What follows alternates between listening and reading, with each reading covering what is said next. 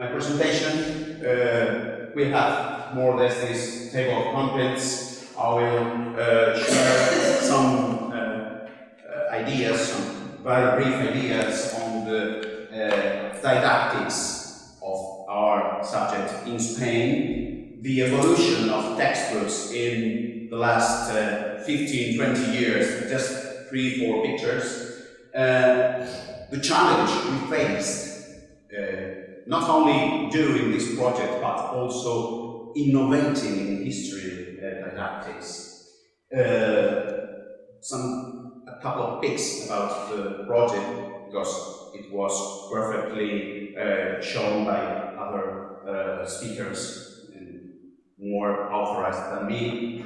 And the context. Let me tell you that this experience, from the point of view of teaching experience, has another difficulty, another additional difficulty, and is that the experience is related to CLIL context. So, even more difficult question to take and to use.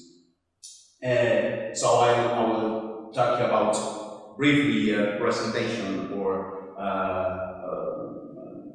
2 or 3 ideas relating to lesson plan, and I will show you the results of the game and the reflection of this game we did in, as a teaching experience. If you ask students in Spain what they think about their history teachers, they will tell you that most teachers are just transmitters of information. The references are at the end in case you are interested. But this, I think, is not only for Spain. Maybe in your countries is more or less similar, or maybe not. I will be glad to hear you about this at the end. And according to first matter and Soltis, I don't know if you know this classification. These authors classify teachers on the executive, the therapist, and the liberationist. It's a fancy classification. I don't know if it's very scientific, but very fancy. And most common tasks in Spanish teachers are dictation, explanation, and reading of text. So this comes to the description of what these authors call the executive, teacher as an executive. And regarding the evolution of textbooks in Spain, we have noticed some good things, some pros, and some problems. Regarding the advantages, we have noticed that in the 2 decades, we found an increasing number of sources and other historical documents, not only ideas, not only things to learn, but also sources to come to demonstrate the ideas that the text will want you to learn. And more space devoted to questions, activities, and different historiographical techniques to be put into practice by students. And finally, and this is for me the most interesting thing, is that you can help students approach different research tasks with different consistency and difficulty levels. So you can, as a philosophy teacher, I teach philosophy and history, you can more than let them learn philosophy to invite them to become philosophers or historians, more or less. But the presses are interested on we as teachers to buy and textbooks. So teachers are not addressing to students, but textbooks are not addressed to students but to teachers. And we, as teachers, are more historiographically than didactically prepared. And we focus more on contents than on didactic approaches. And the funny thing is that even if you find challenging and very interesting research and activities for your students, most of teachers tend to pass over that activities and to ignore them. So most of the most important things in the new textbooks are simply ignored. And another problem is that textbooks are still based on an objectivist view of science, not only in history, but also in philosophy and literature. And as a consequence, you don't find divergent approaches or critical approaches usually. Even in questions that are clearly debatable, for instance, as we will see in the practical presentation regarding Columbus and the American conquest, especially in the case of Spain. And books tend also to be omnicomprehensive. So they prefer to include more lessons and more content than restricting to the minimum of the law and being more deeper in the development of such contents. We prefer omnicomprehensive books. So we have at least 3 problems coming from this interesting essay. Produced in Germany, but it is perfectly fitable for Spanish context. And we have 3 questions to face. First one, are our students really ready to reflect on history and historiographical concepts, or they are too young, they're too immature? And this is one of the challenges, in my opinion, we have to face now. And to accept if they are too young or too immature, at least in my context in Spain, to face these problems, maybe we should change partly our didactic approach. Second question is, are textbooks to be used by students in the country? Or we as teachers have to spend a lot of time for decoding that book?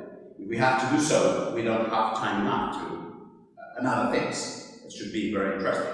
I have to spend a lot of time decoding the textbook because the textbook is not accessible by itself, just my students. And the last one, I don't know, not me, but these authors, but I agree with them, if school is the best place for historical reflection, or rather they prefer to pass exams and to tell teacher, as they say, I want to tell you what you want me to listen. Tell me what you want me to write. Okay? And so the aims, or part of the aims of our project were standing textbooks, the range of these textbooks, by the use of popular history magazines articles, as was said in previous sessions. And this is also linked to the idea of promoting critical thinking in our students by means of different national approaches or perspectives, different methodological approaches, as the digital notes show, and the so-called history crossroads, which are very different, very interesting points to study these special topics, since they have very, very different approaches coming from different countries and methodological views. And finally, the digital models for teachers and students. I will show you the one from Columbus, we used for this experience later. And to go to the experience, to the CLIL experience, take into account this main data. The lesson to be taught to my students was the mysterious origins of Columbus, related to the topic discovery and colonization of America and its economic impact.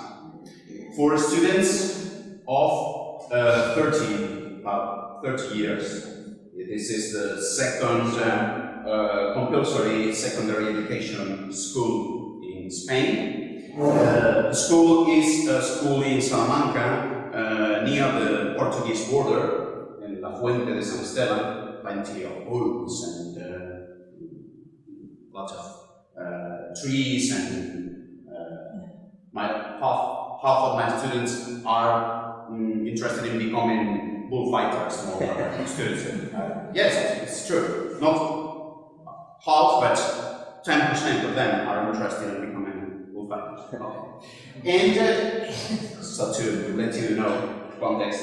And as remarks, the subject is double because there are two topics involved, and I'm the teacher of both history and citizenship education. And finally, a couple of remarks. The methodology for this experience was a role-playing, so a game-based learning approach, and the CLIL context. As you can see, I'm the first problem because of my English. So, according to the University of Cambridge standard for planning CLIL lessons, I will give you 3-4 picks regarding the learning outcomes and objectives, to know about different hypotheses regarding Columbus origins, to be able to compare, contrast, and discuss different historical views, to be able to analyze and make conclusions based on the evidences, and to be aware, this is important, of cultural differences, religious issues, so on. And to activate prior knowledge, we used in Blackboard tag or image cloud of some key words: Columbus discovered America, settler, Catholic kings, last expeditions, so on. And a couple of questions, 5-6 questions regarding the lesson we previously studied. Who was Columbus? What were the names of ships, transportation? Who financed the voyage? Why? And so on. Remember, this is a CLIL session, so we have to give them a word bank to construct their narratives, and sentence level support to build their biographies or their narratives. So, I am Columbus. I come from a couple of cliches to build their own narratives. And the materials and the resources we use, I will show you briefly these resources, are a video we prepared as part of the learning content, a video which is an excerpt of a text we use coming from a Spanish magazine article talking about different origins on Columbus. And we prepared a video in English and in Spanish. They didn't know we have also the Spanish translation, obviously, for this course. I will show you just 12 seconds. To show them the text with different bits of the authors of such ideas and the help of different sources to help them construct their ideas related to different Columbus origins. So different hypotheses, Michael Columbus, General Columbus, okay? Dated in 1494, where it is said that. And also with the Spanish translation. At the beginning they didn't know, since it was a clean context.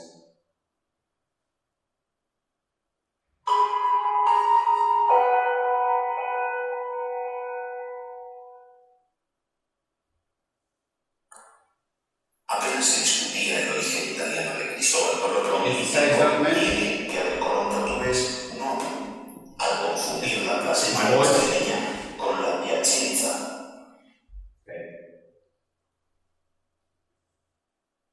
This was particularly useful for them to have a first approach to the text before reading the text, because the third document will be texts.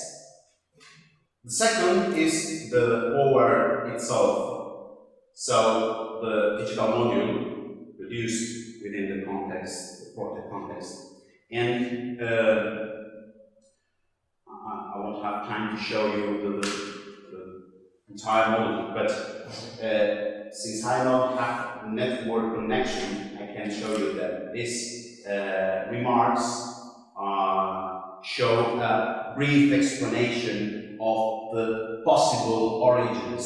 So I am from Catalonia because when students click here, a brief explanation appears. And so for the different origins, probable origins of Columbus, it was part of the activity, but we worked also with the activities within this digital module. And finally, with the texts. These are the texts. And this is one of the questions I want to put to you at the end to discuss. Maybe.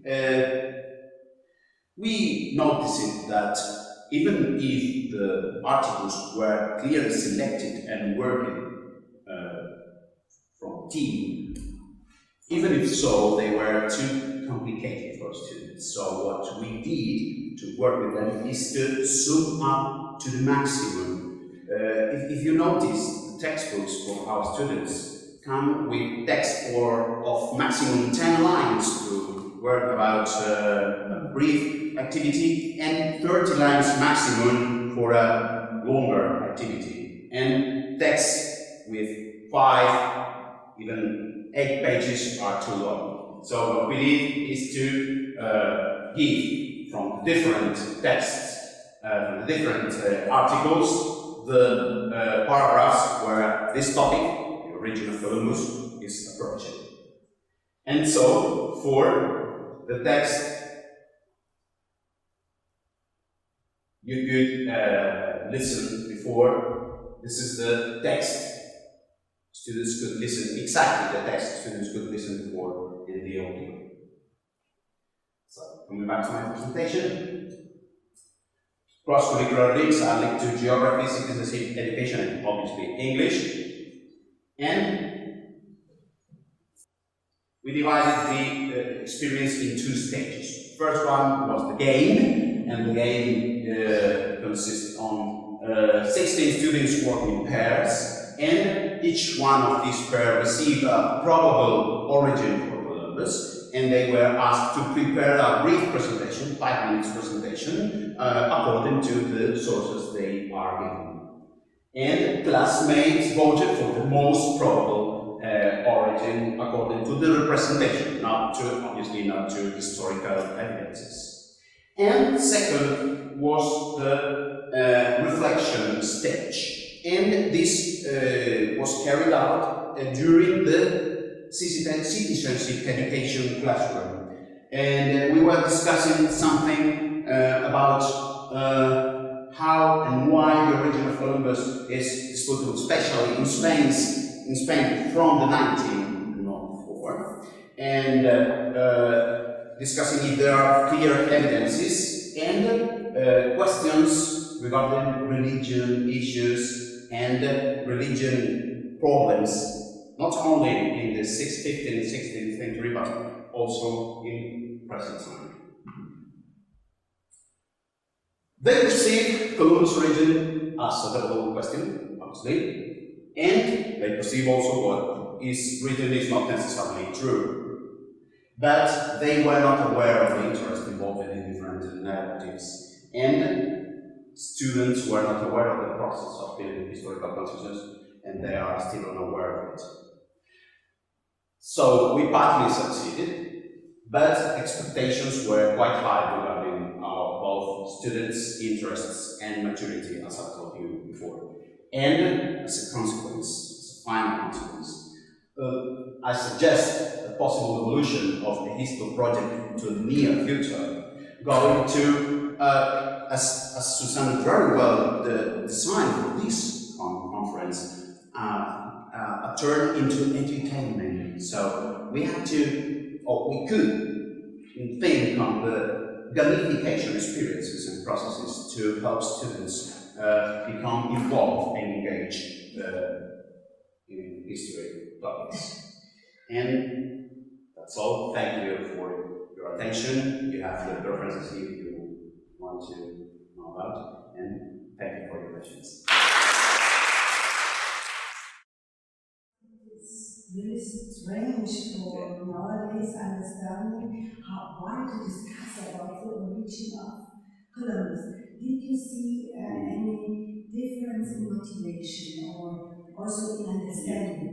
First of all, it's very interesting and funny that if you analyze the textbooks to these 13 years old students, most of them, they simply silence the question of the origins of Columbus.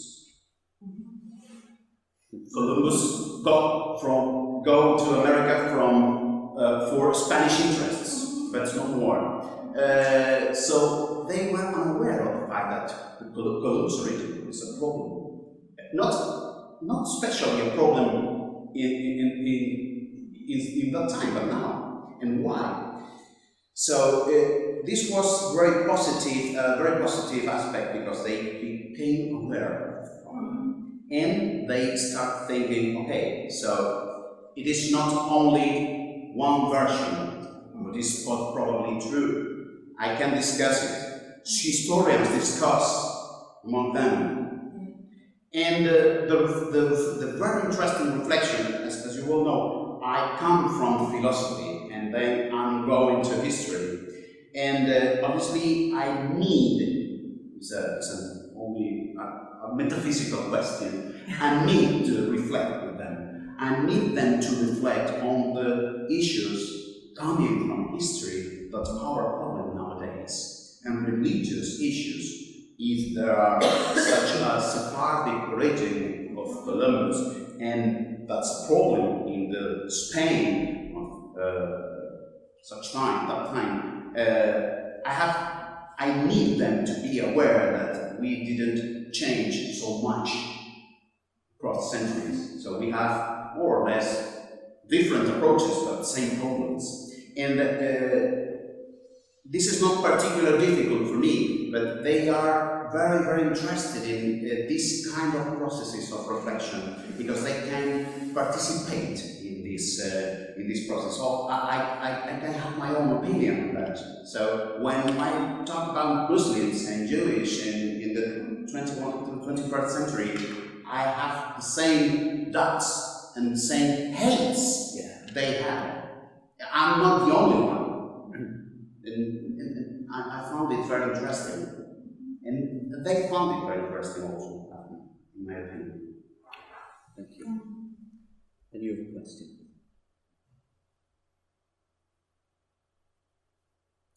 This is not a question but a comment. I thought it was a very good idea for working with younger pupils to cut down the amount of writing from each article. Because in England we made a big mistake by choosing a very difficult article on Columbus, which was good for critical literacy, but very hard to read. And Elizabeth told me that some of the pupils found it hard and were not engaged. In fact, she said you could almost use it as a punishment for children who behave badly, if they've been naughty, to write, you must read a Columbus article, because it was off-putting. And they also said it would have been good to have more group tasks like the ones that you designed. So we must learn from those mistakes, I think, and learn to adapt popular history magazine articles for younger pupils, because I just think that looked very persuasive, that seemed excellent, and I wish we devised something more like that. Yeah. For this approach, hopefully I teach with these students from 16 years, so and I taught particularly in not so good high schools, so I found the idea of working with high-level text simply possible. Yeah. Thank you. I was very interesting how you combine the different subject areas, like geography and history, and also the global environment. And I just wanted to ask about the impact of CLIL. Yeah, we have a problem, or more than a problem. We speak Spanish, and that's a problem. Spanish and English are not the best languages for CLIL approaches.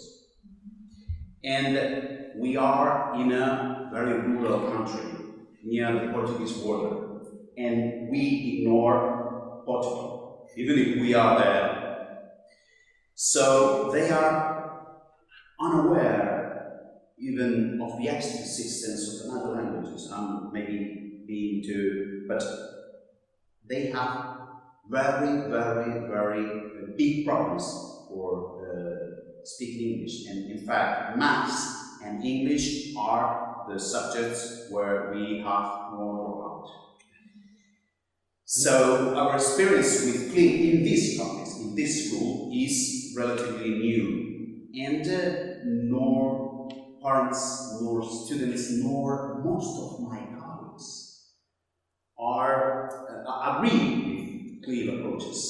But to speak of myself, I had the opportunity, the lucky of being attending a Cambridge course last year, and I found very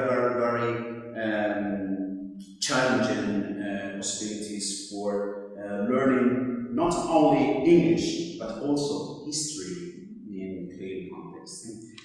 To my condition, you have to be aware of their limitations. You cannot teach in English.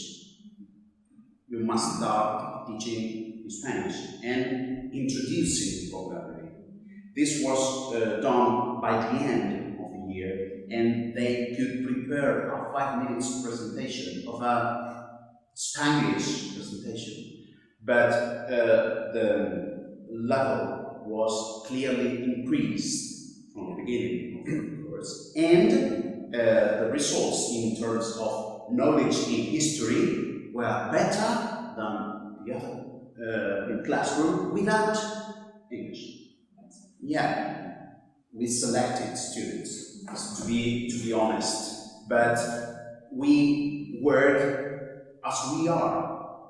This is very much similar to my classroom in terms of number of students and approach, and it was quite motivating.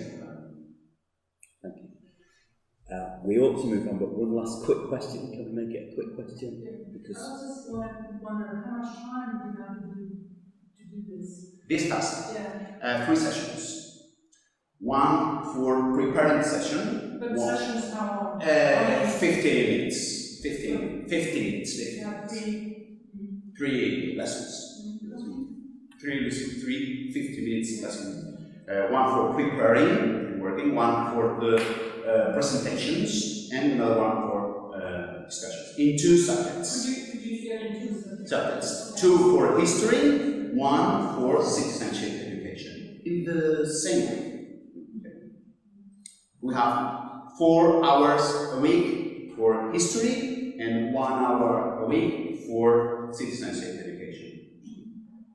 thank you very much.